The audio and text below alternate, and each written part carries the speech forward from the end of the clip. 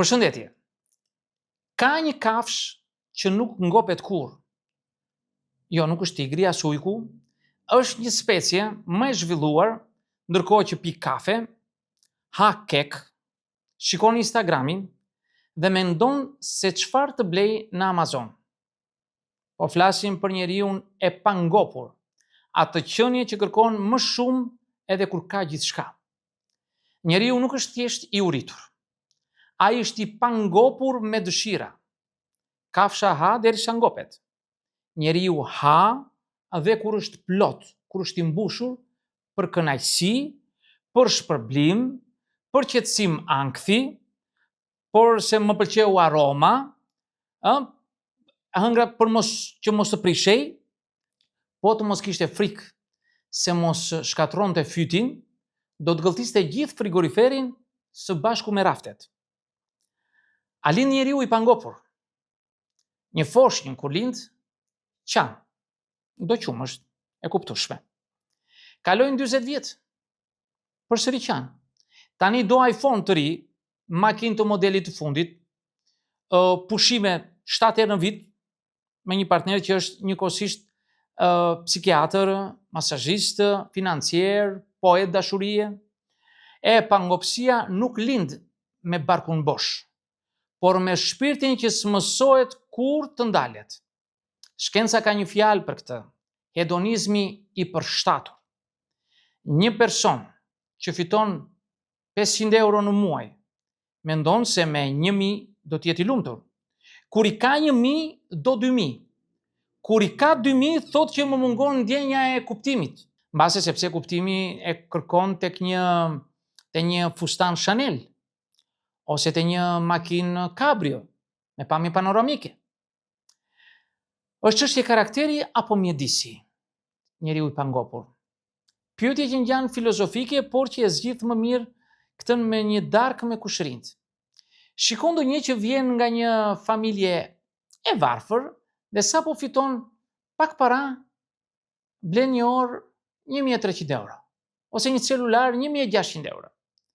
Jo për të parë orën, po për ta parë bota. Shenjë tjetër që ka një pasuri brezash, por nuk lë lek pa numëruar dhe pa thënë, u shtrenjtua buka, u shtrenjtua kafeja.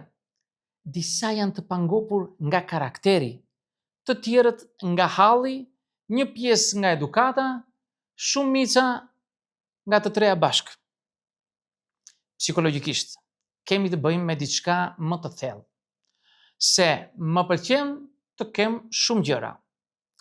Kemi të bëjmë me një vakum të brendshëm emocional që kompensohet me jashtësira materiale, me kotësira.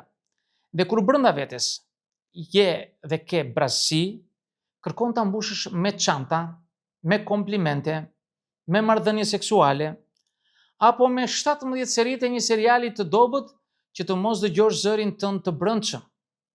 Pangopsia ushqimore është ushqim për dhimbje që s'ka emër. S'ka njeri që nuk ka parë një person që të hajë si të ishte ditën e fundit të jetës tij. Jo sepse është i uritur, por sepse është i mërzitur, i vetmuar, i refuzuar, i traumatizuar. Nuk han me stomak, por han me emocion. Nuk kanë zor, po kanë tuba. Dhe sa më të lënduar të jetë jeta e dikujt, aq më shumë ha ai. Jo për të jetuar, po për të harruar se jeton. Ironikisht, shumë njerëz që kanë gjithçka për të ngrënë, janë ata që hanë më shumë. Nuk është rastësi. Kur ke gjithçka materiale, mungesat janë zakonisht emocionale. Dhe nuk ka dietë që të bën mirë për shpirtin kur e ke atë si magazin bosh. Atëherë fillon të kërkosh gjithmonë diçka më shumë çokoladë, më shumë dashuri, më shumë justifikime për të mos u përballur me veten. Pangopsia në marrëdhënie, as dashuria s'u mjafton. Ka njerëz që nuk ngopen as me dashuri. Mund t'i duash, të qëndrosh pranë, tu japësh kujdese për kujdesje, por gjithmonë ndihen të paplotësuar. Janë si gropa pafund që të thithin çdo gjë, çdo ndjenjë, pastaj të thonë, nuk e ndjej më si dikur, nuk të ndjej ashtu. Kjo vjen shpesh nga modelet e dashurisë së fëmirisë.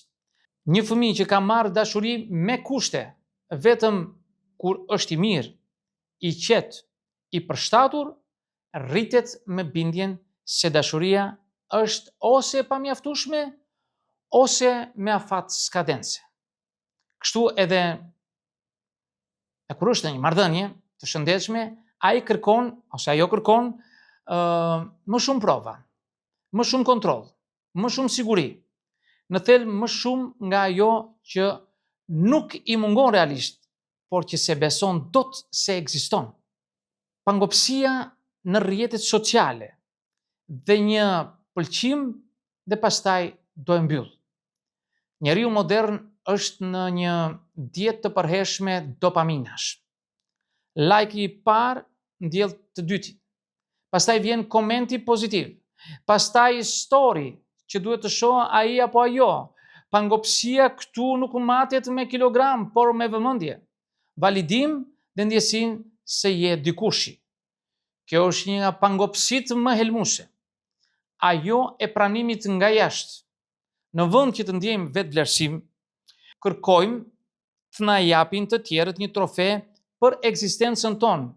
Dhe siç ndodh në çdo lloj shpërblimi të shpejtë, sa më shumë ta marr, aq më pak më ngop. Po mirë, nga vjen gjithë kjo pangopsi? Nga një kulturë që mëson nuk je i mjaftueshëm derisa të kesh më shumë se të tjerët. Nga reklama që thotë mos prit të ndihesh më mirë, bli këtë produkt, do të jesh i lumtur.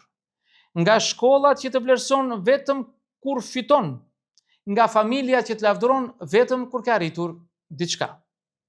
Pangopsia është reaksioni ndaj një bote ku nuk lejohet të jesh i zakonshëm, i thjesht dhe i ngopur, sepse i ngopur nuk blen, nuk konkuron, nuk poston, nuk shpenzon, dhe kjo nuk i leverdis askujt përveç shpirtit të tij, që për fat të keq është pika më e injoruar e ditës.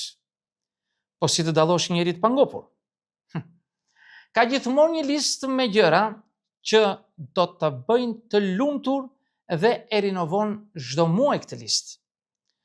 Është i pakënaqur ose e pakënaqur dhe kur gjithçka shkon mirë, sepse nuk është problem jashtë ti apo jashtë saj. Ndjen zili kur dikush tjetër arrin diçka sepse beson se po i merret diçka atij apo asaj. Do gjithçka që ka dikush tjetër, por s'di ç'të bëj me atë që ka vetë.